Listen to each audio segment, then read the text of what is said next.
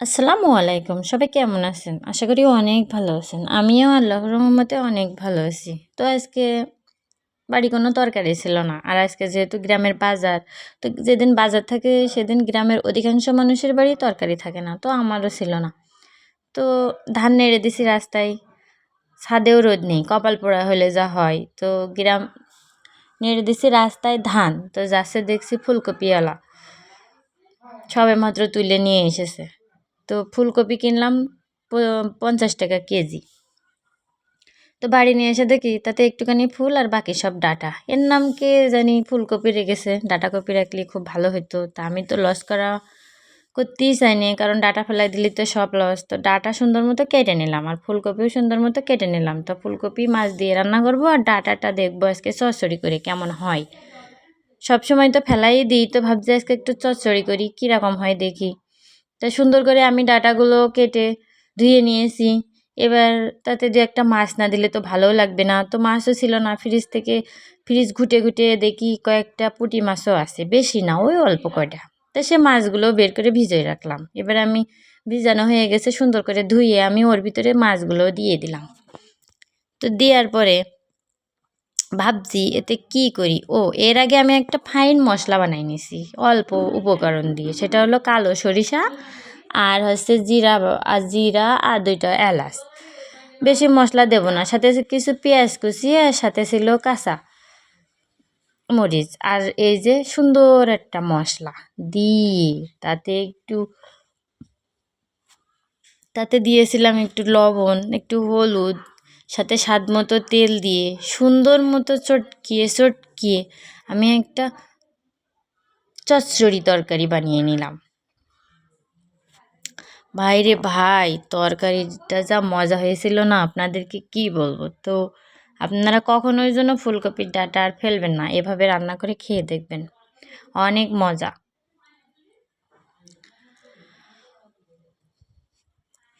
তো তরকারি আসলে যাই রান্না করি না কেন, কিছুই যাই সুন্দর করে রান্না করে গেলে সব কিছুই খাওয়া যায়। তো আমার কিন্তু তরকারিটা সুন্দর করে মাখা হয়ে গেছে। এবার আমি চুলোর পরে দিয়ে তরকারিটা সুন্দর মতো আস্তে করে জাল দিয়ে সুন্দর করে আমি তাতে আবার একটু হলুদও দিয়ে দিলাম, কারণ কালারটা একটু আবার ভালো আসছিল না দেখলাম, তার জন্য একটু হলুদও দিয়ে দিলাম। তো আমি হলুদ দিয়ে আবার একটু মাখিয়ে নিলাম, অনেকক্ষণ থেকে সুন্দর করে মাখিয়ে কালারটা দেখুন সুন্দর হয়েছে। এদিকে আমার ধানগুলো আবার হয়ে গেছে আজকে। তো ধানগুলো আমি বস্তায় ভরে গোসল করে দুটো খেয়ে নিয়েছি, কারণ আজকে আমার অনেক খুশি, কারণ আমি 10 মণ ধানও সিদ্ধ করে শুকিয়ে ফেলেছি। এদিকে গোসল করে একটু এসে গোছগাছ করে ফোনটা নিয়ে একটু ঢং করছিলাম, ভাবছিলাম আজকের থেকে কাজ আমার শেষ। তো এদিকে এই যে পোলাপান হইলে যা হয়, এই যে একটু বসেছি, সেই চলে এসেছে আমার মেয়ে, এবার খাবে পেঁয়াজি বড়া। বললাম হবে না, আজকে আমি অনেক রেস্টে থাকবো, আজকে একদম জ্বালাবি না। তো হবেই না, মেয়েটা তো আমার শুনছেই না। আর ওদের পরীক্ষাও চলছে। তো এই দেখুন এবার একটু গড়াগড়িও দিচ্ছে, হয়েছে বাপের মতো জেদ ধরা। বাপের মতো বললে ওর বাপ আবার যদি ভিডিওটা দেখে তাহলে আবার রাগ করবে না, আমার মতো জেদ ধরা। তো এই যে গড়াগড়ি দিচ্ছে ভাবলাম। তো রান্নাঘরে যে দেখি পেঁয়াজ নেই, আছে শুধু পাতাকপি। তো পাতাকপি দিয়েই আজকে পেঁয়াজি বড়াটা বানাবো, আর আমার মেয়েকে দিয়েই বানাবো। ওকে বললাম ওকে বানাতে, কারণ ওকে আমি একটু রান্না করাও শেখাবো, কারণ আমি অনেক কথা শুনেছি রান্না করার জন্যে। তো ধনিয়া পাতা ওকে দিয়েই রান্না শেখাচ্ছি। তো আপনারা দেখুন ও কত সুন্দর করে বড়াটা তৈরি করে।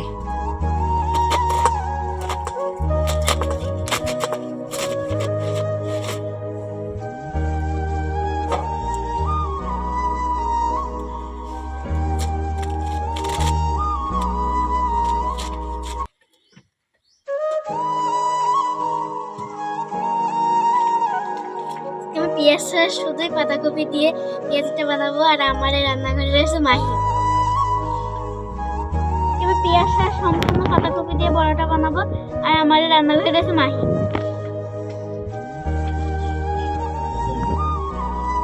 মরিচ কুচি আর ধনিয়া কুচি আর দিয়ে দেবো হলুদ গুঁড়া, লঙ্কা গুঁড়া, লবণ আর বেকিং পাউডার।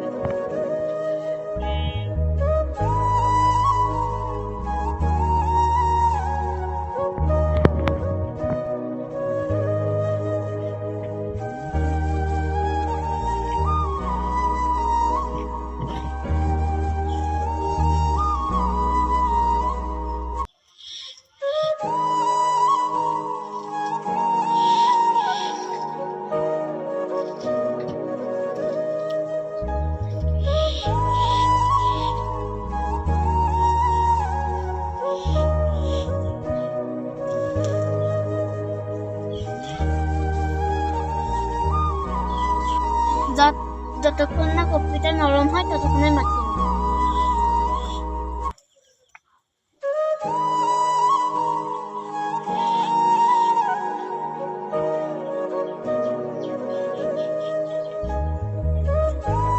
এবার আমি দিয়ে দেবো ফুড কালার।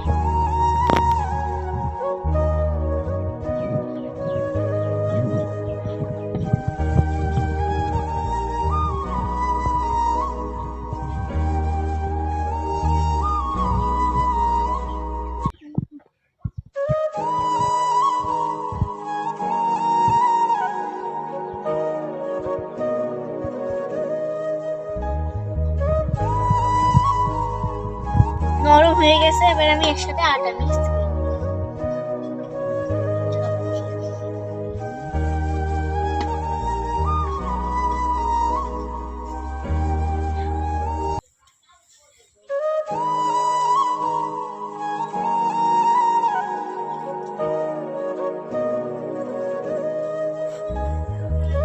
আটাটা আমি সুন্দর করে মিক্স করে নেব।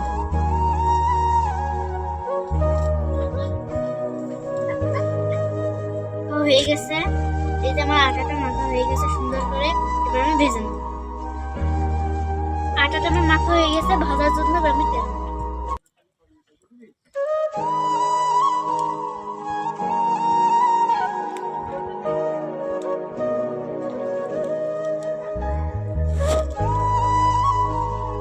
তেলটা হালকা গরম হয়ে গেলেই আমি বড়াগুলো ভেজে নেব।